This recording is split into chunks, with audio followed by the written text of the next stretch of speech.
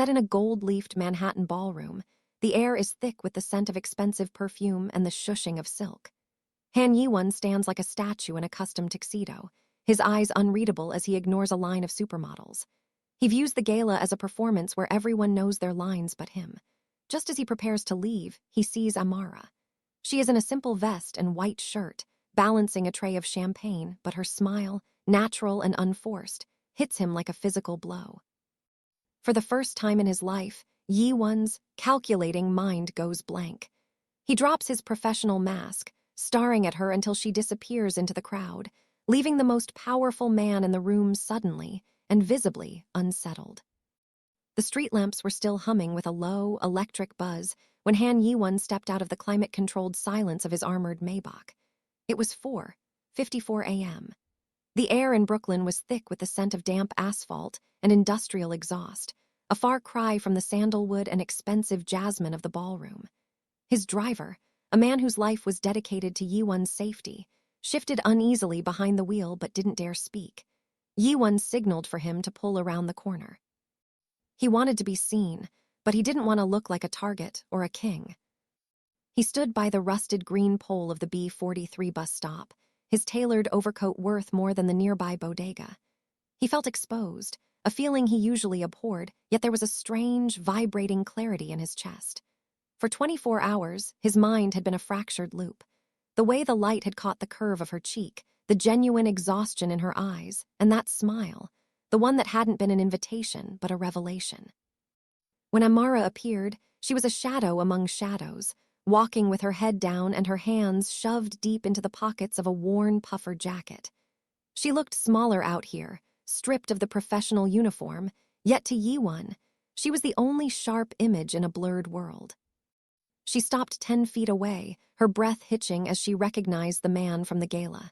Her eyes widened, not with the calculating hunger of the models, but with a raw, startling fear. "You," she whispered, her voice raspy from the early hour. "What are you doing here? How did you find me?" Yi-won didn't move. He knew that any sudden gesture would send her running. "I have resources, Amara, but I didn't come here to show them off." "You shouldn't be here," she said, her voice trembling as she looked at the empty street. "Men like you don't stand at bus stops in the dark. It's not safe for either of us." "I haven't slept," Yi-won said. The admission felt like a confession of a crime.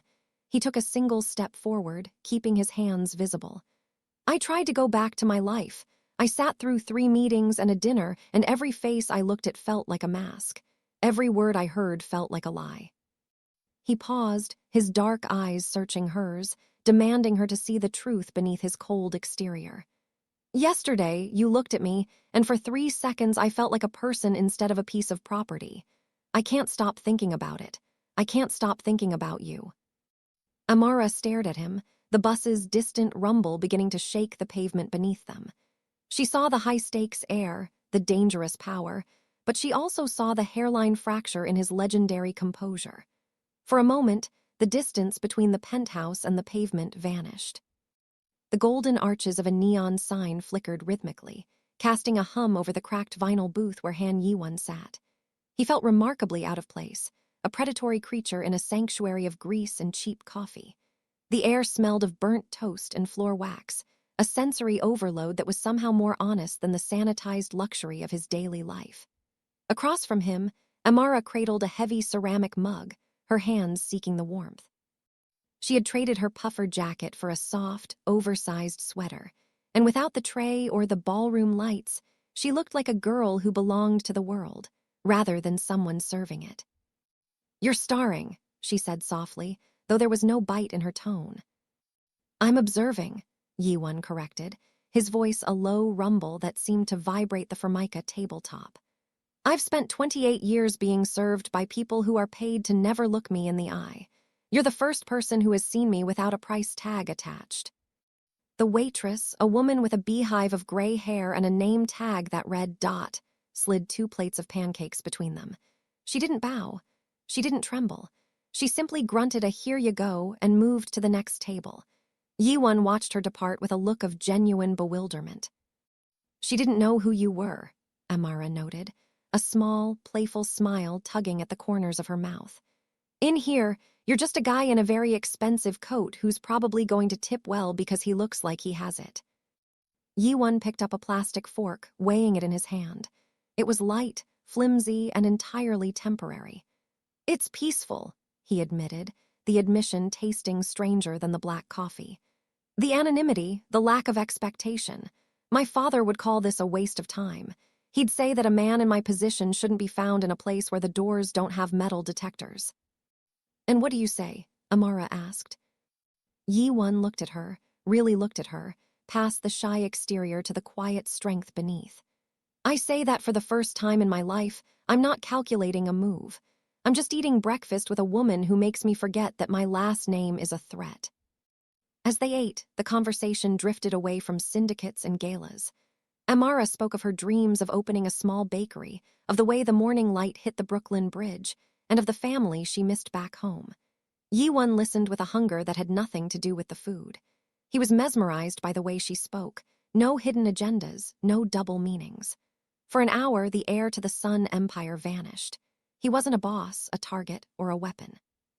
He was just Jae-won, and the peace of it was the most dangerous thing he had ever encountered. The peace of the diner shattered the moment they stepped back onto the sidewalk.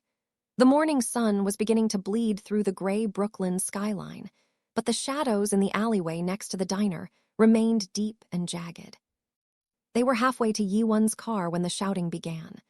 3 men, their faces flushed with a cheap, desperate aggression, had cornered a delivery driver against his van.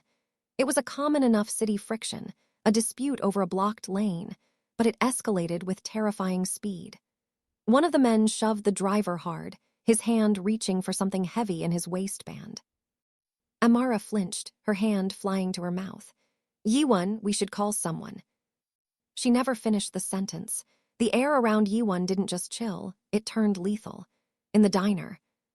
His shoulders had been relaxed, his gaze soft. Now he went rigid, his chin tilting up with a cold, predatory grace. He didn't run. He didn't shout. He simply adjusted the cuff of his overcoat and took a step toward the noise. Before he could reach the alley, the 2 men who had been anonymous, shadows near the Maybach, materialized like ghosts. Jae-won's personal security didn't move like police.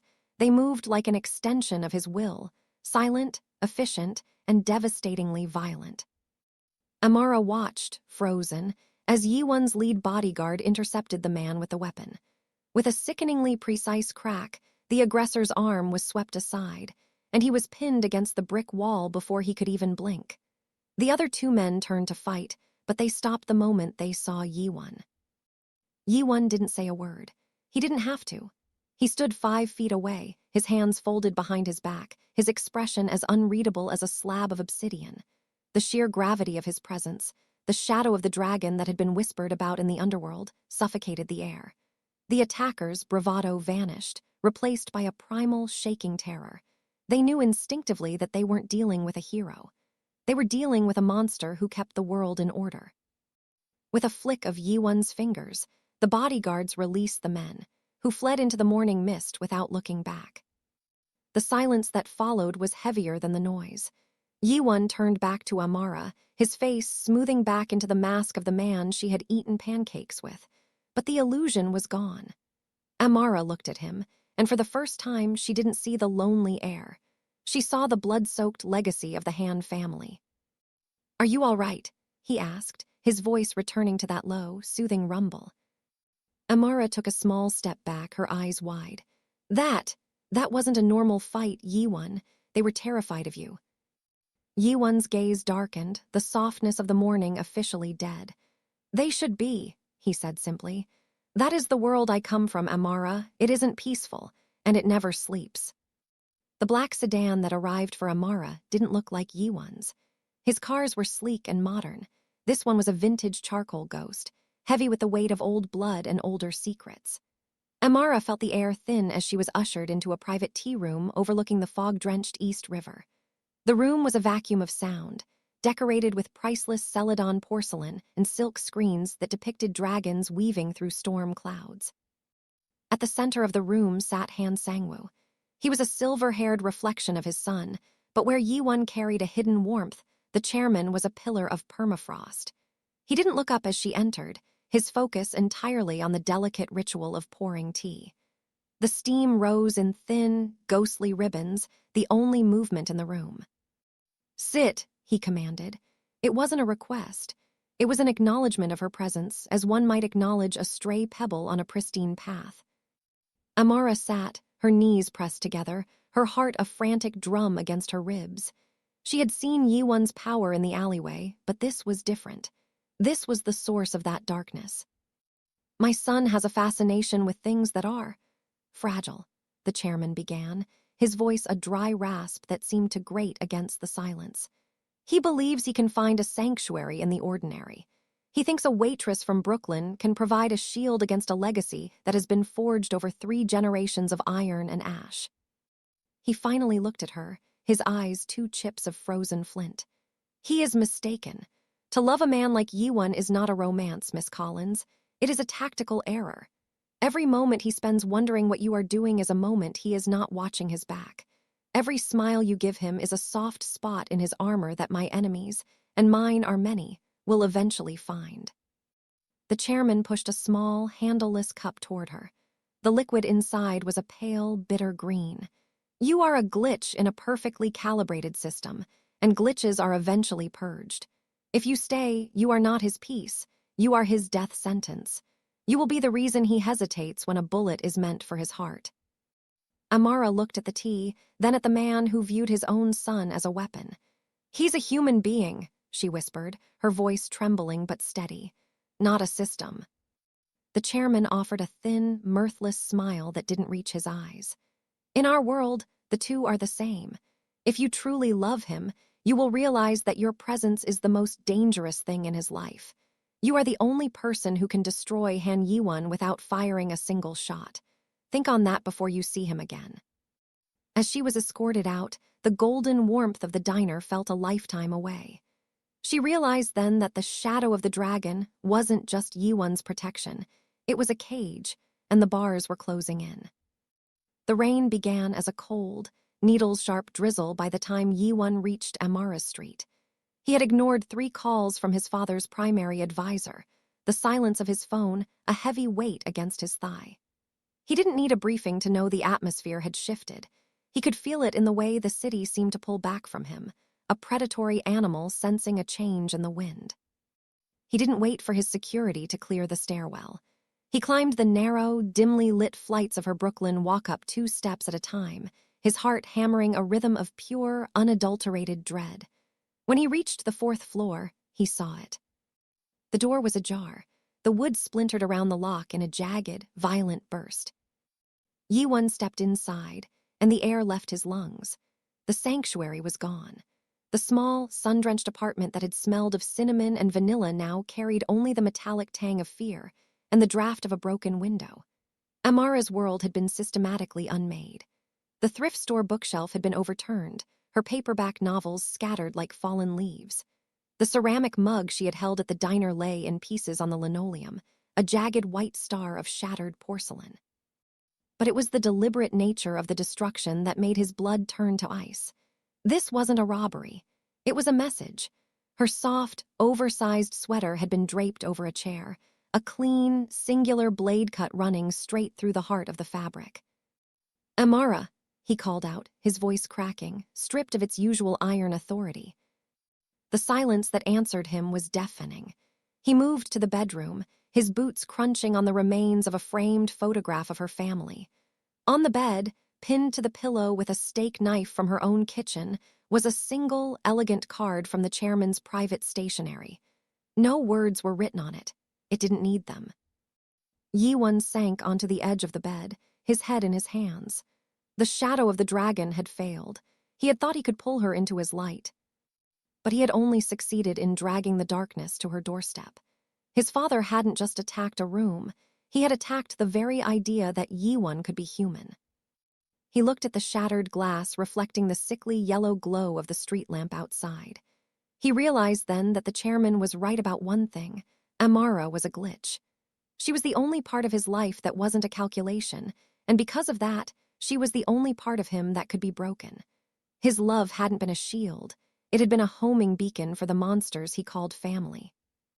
As he gripped the edge of the mattress, his knuckles turning white, the grief in his eyes began to burn away, replaced by a cold, lethal clarity.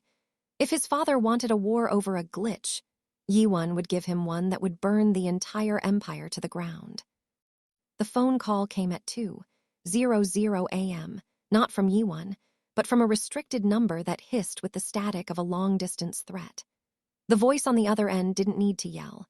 It simply described the exact color of her sister's front door in California and the route her mother took to the grocery store every Tuesday. It was a clinical, bloodless inventory of everything Amara loved, held up against the light of a sniper's scope. She didn't cry. There was no time for the luxury of grief. By 4:00 a.m., Amara had packed a single duffel bag with the few items that hadn't been touched by the chairman's men. She stood in the center of her trashed living room, looking at the shattered porcelain of her favorite mug. She wanted to leave a note. She wanted to tell Jae-won that the pancakes at the diner were the best meal of her life, and that for a few hours she had truly believed a dragon could become a man. But a note was a trail. A trail was a death sentence. She stepped out into the biting Brooklyn air, leaving her keys on the counter and her heart in the wreckage. She didn't take the bus where he had met her. She walked 3 miles to a different station, a shadow disappearing into a city that thrived on swallowing people whole. When Jae-won returned to the apartment 3 hours later with a security detail and a plan for her relocation, he found only a hollow shell. The radiator hissed in the silence. The scent of her vanilla perfume was already fading, replaced by the cold, metallic draft from the broken window. He called her phone once, twice, a dozen times, until the mechanical voice told him the number was no longer in service. She had ghosted him, not out of a lack of love, but out of the most terrifying kind of it, the kind that sacrifices itself to keep the other person breathing. The descent was immediate. The light that had begun to flicker in Jae-won's eyes during those quiet mornings went out, replaced by a void so absolute it made his own men tremble. He returned to the Han estate, not as the son seeking a sanctuary, but as the heir reclaiming his throne. He didn't speak of Amara. He didn't mention the waitress or the diner. He moved through the hallways of the syndicate like a ghost made of ice. He stopped wearing the softer fabric she had touched, returning to the rigid, bulletproof silks of his station. His smiles, once beginning to thaw, were now buried under layers of lethal calculation. He ran the empire with a brutality that even made his father pause, his every move designed to dismantle the very world that had made her stay impossible. Han Jae-won was no longer looking for a moment of truth. He was preparing to rule an empire of ash, alone in a darkness that was now his only companion. The transition in Han Jae-won was not a scream. It was the onset of a permanent winter. He returned to the Han headquarters, a monolithic glass tower that pierced the Manhattan sky, and moved through its corridors like a ghost made of sharpened steel. The warmth that had briefly touched his features in a Brooklyn diner was gone, replaced by a mask so frigid it seemed to draw the heat out of the rooms he entered. He no longer spent his hours in quiet contemplation of a better life. Instead, he sat at the head of a mahogany table, his dark eyes tracking his father's old guard with a clinical, lethal focus. He stopped calculating the risks of change and started eliminating the obstacles to it. One by one, the men who had served his father for decades, the ones who whispered about tradition and the necessity of fear, found themselves facing a new kind of terror. Jae-won didn't use the messy, loud violence of the streets. He used the surgical precision of the boardroom and the silent efficiency of the shadows. He uncovered their offshore accounts, their secret betrayals, and their quiet graft. He gave them a choice. A quiet, well-funded retirement in a country without an extradition treaty, or a public erasure that would leave nothing of their legacy behind. His father, the chairman, watched from the shadows of his private study, a flicker of pride warring with a growing sense of dread. He had wanted to harden his son, to turn the glitch into a weapon. But Jae-won had become something far more dangerous than a weapon. He had become the architect of a new world order. Jae-won moved with a terrifying speed, replacing the old, blood-soaked lieutenants with young, brilliant minds who viewed the syndicate not as a gang, but as a corporation. He was refining the empire, stripping away the archaic rituals of violence, and replacing them with the cold, unstoppable power of legitimate influence. Yet, in the rare moments when the tower fell silent, Jae-won would stand by the floor-to-ceiling windows and look out toward the dim lights of Brooklyn. He carried a small, jagged piece of white porcelain in his pocket, the only shard he had kept from the ruins of Amara's apartment. It was a reminder that the world he was building was not for his father, or for the Han name. He was clearing the field, burning the old ways to the ground so that when he finally found her, there would be no more shadows left for them to hide in. He was no longer a man running an empire. He was a man dismantling a cage, one bar at a time. The meeting took place in a windowless room deep within the Federal Plaza, a sterile environment of fluorescent lights and cold coffee that felt more honest than any gold-leafed ballroom. Han Jae-won sat across from two lead investigators, his posture as rigid and controlled as it had been the night he met Amara. On the table between them lay a series of encrypted drives and leather-bound ledgers, the black books of the Han syndicate. These were the maps of an empire built on shadows, containing every bribe, every offshore shell company, and every transaction that had kept his father's world turning for decades. "You understand what you're doing, Mr. Han?" the lead investigator asked, his voice cautious. "Once we open these, there is no going back. You aren't just giving us your rivals, you're giving us your family." "I am giving you a ghost," Jae-won replied, his voice a low, steady chime of finality. "The Han syndicate as it existed is already dead. I've spent the last 6 months cutting out the rot. What's left is a legitimate entity that pays taxes and follows the law. This trade is the price of that transition." The trade was simple in its brilliance and devastating in its cost. Jae-won provided the evidence needed to dismantle the city's underground networks in exchange for a full immunity agreement and a clean slate for the newly restructured Han Corporation. He was effectively committing a form of social suicide. By turning over these books, he was severing the last threads of his father's legacy and making himself a permanent pariah to the world of old money and older secrets.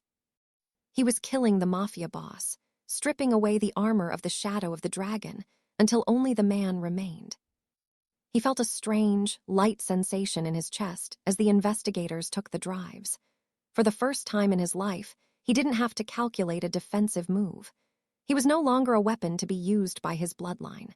As he walked out of the building and into the late afternoon sun, he didn't head for the armored Maybach. He dismissed his security detail, watching them drive away with a sense of profound relief. He stood on the sidewalk, a man in an expensive suit but without a kingdom, feeling the wind catch his hair. He was vulnerable, exposed, and entirely free. He reached into his pocket and touched the jagged piece of white porcelain, the edges smoothed by months of restless handling. The cage was finally open. He had traded an empire for a chance at a single, genuine smile. Now there was only one thing left to do: find the woman who had made him want to be real in a world full of lies. The air in the small coastal town of Montauk tasted of salt and wild cedar, a sharp, cleansing contrast to the stagnant opulence of Jae-won's past. Here, the world moved to the rhythm of the tides rather than the ticking of a countdown or the cold demands of a syndicate. He walked along the quiet main street, his presence no longer preceded by a phalanx of black-suited men. He wore a simple linen shirt, the sleeves rolled up, and for the first time in his life, he didn't feel the need to scan the rooftops for threats.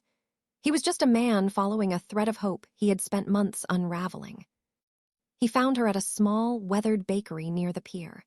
The scent of vanilla and warm sugar drifted through the open door, a fragrance that had haunted his dreams since the night her apartment was shattered.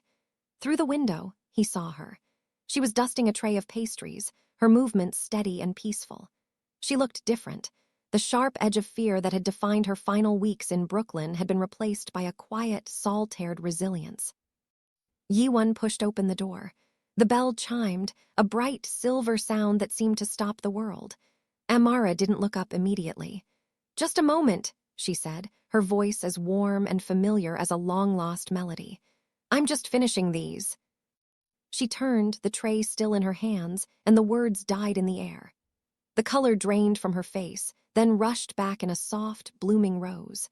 She looked at him, not at the Mafia heir, not at the billionaire, but at the man who had stood at a bus stop at 5 in the morning just to hear her breathe. She saw the lack of armor, the absence of the shadow, and the profound vulnerability in his eyes. "You found me," she whispered, the tray trembling slightly in her grip. "I told you once that I have resources," Jae-won said, his voice thick with an emotion he no longer tried to calculate. "But I didn't use them to find a target. I used them to find my way home." He reached into his pocket and placed the small, jagged shard of white porcelain on the counter between them. It was a relic of their shared tragedy, but as it caught the seaside sun, it looked like a diamond. "The Empire is gone, Amara. I burned it down so there would be nothing left to stand between us." Amara looked at the shard, then up at the man who had traded a kingdom for a conscience. She didn't run. She didn't look for the exit. Instead, she let out a long, shaky breath and leaned against the counter. A small, shy smile began to pull at the corners of her mouth, the same genuine, unguarded smile that had frozen his heart in a gold-leafed ballroom a lifetime ago. Jae-won didn't just watch her this time. He smiled back, a real, clumsy, unpracticed expression that cracked his face in ways the hand lineage never would have allowed.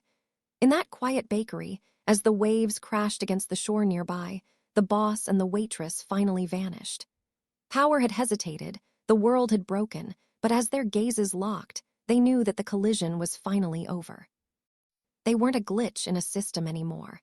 They were the beginning of a new story, one where the only thing that mattered was the person standing on the other side of the counter.